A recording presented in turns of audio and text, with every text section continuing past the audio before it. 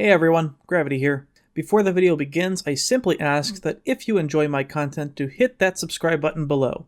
Nowhere else on YouTube are you going to find a Battlefield player who's played with teams competitively since Battlefield 1942, nearly 18 years ago. Don't forget to subscribe, and please enjoy the video.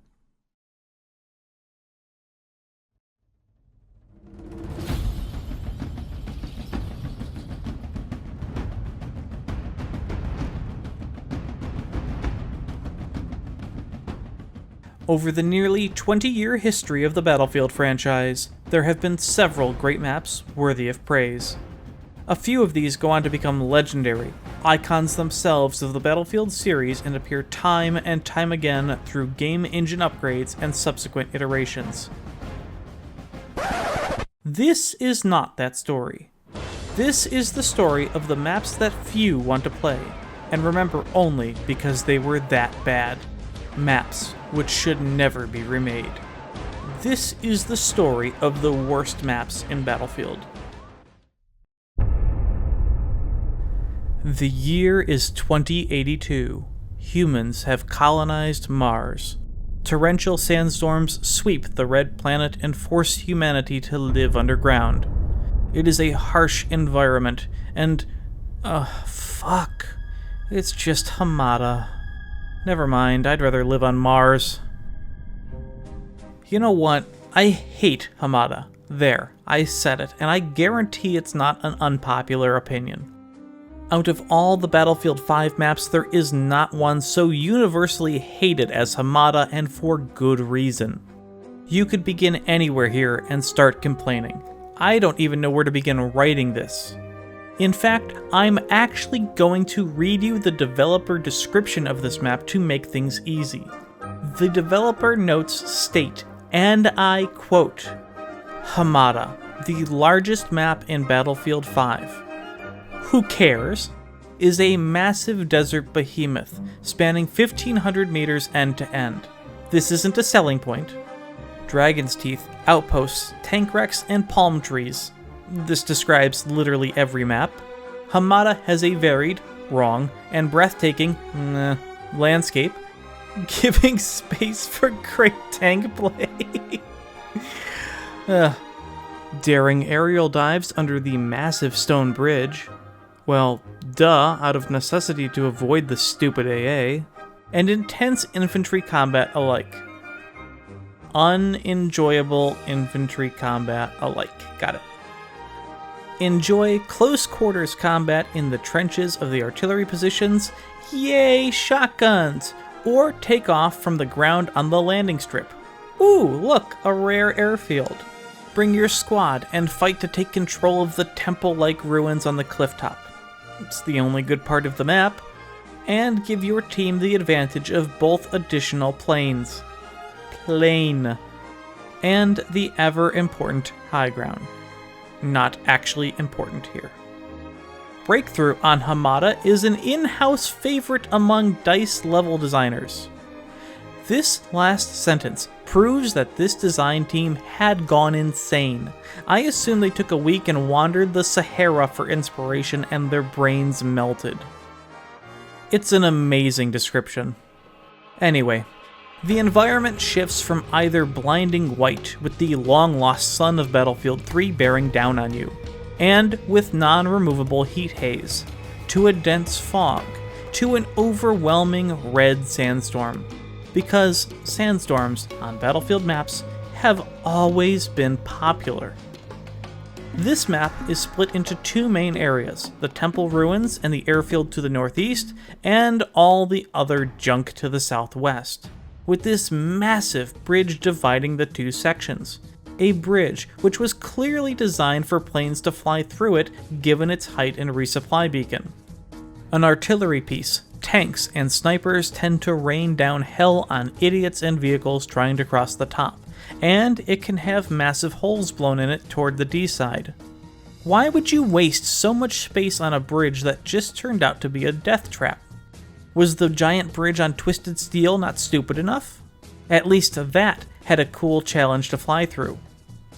Of course, part of the stupidity of Hamada is that on launch it was actually a Conquest assault map. It's hard to imagine it being worse than it is now, but it was. As much as I hate to admit it, Conquest Assault should be a dead game mode. Gamers just cannot learn to play it anymore. And on this map it showed.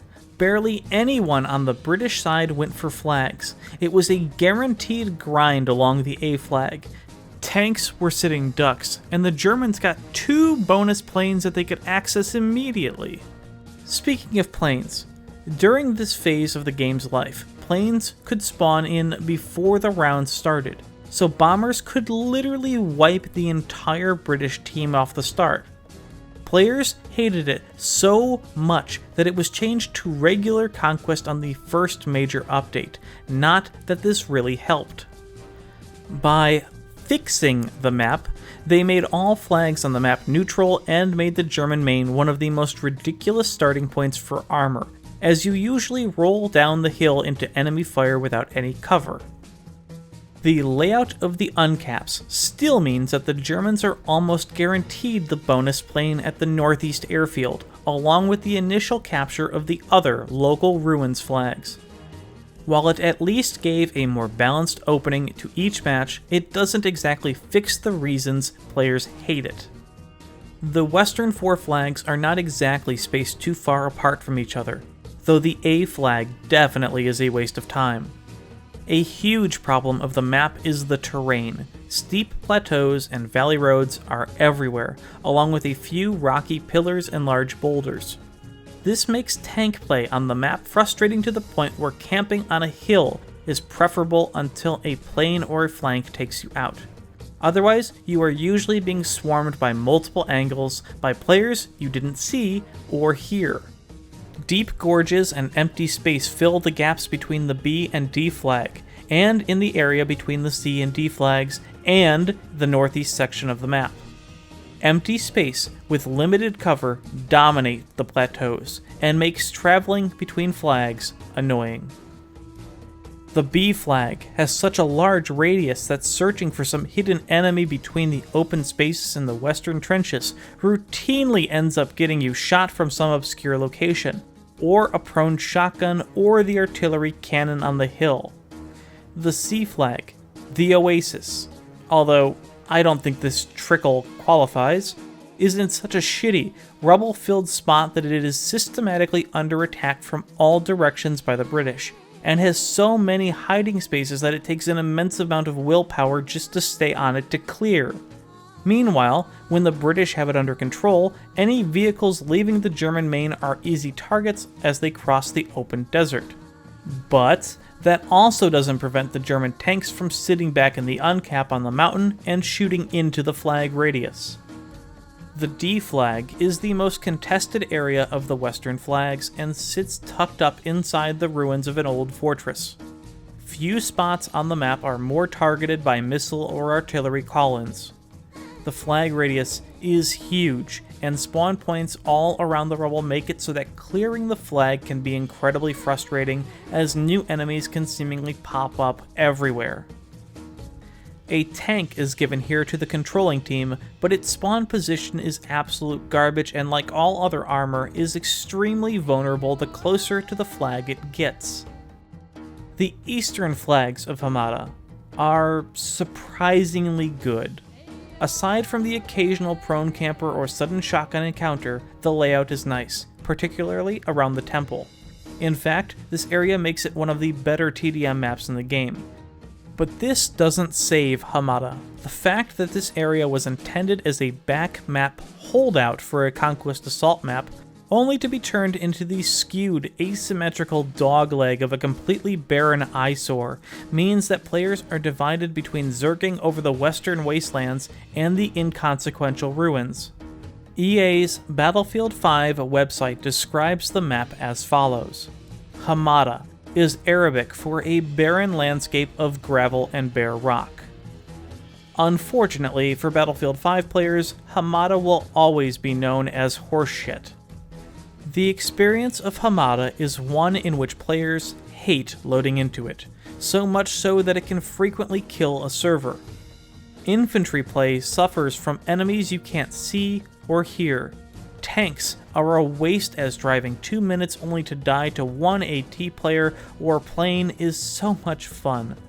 And speaking of planes, not being able to see them half the time in the sky before a rocket hits you is infuriating. It is as if nothing was learned from past Battlefield maps which were universally detested. Blinding Sun? Check. Open desert wastes? Check. Oversized map with terrible terrain? Check. The terrain itself embodies the worst elements of maps like Hangar, Albors, Silk Road, and Abandoned Flats. Hamada, in the end, is a giant middle finger to Battlefield 5 players. It is a map that was lazily reworked, stupidly designed, and if I had the choice to play Hamada over and over or die on Mars, I would take this.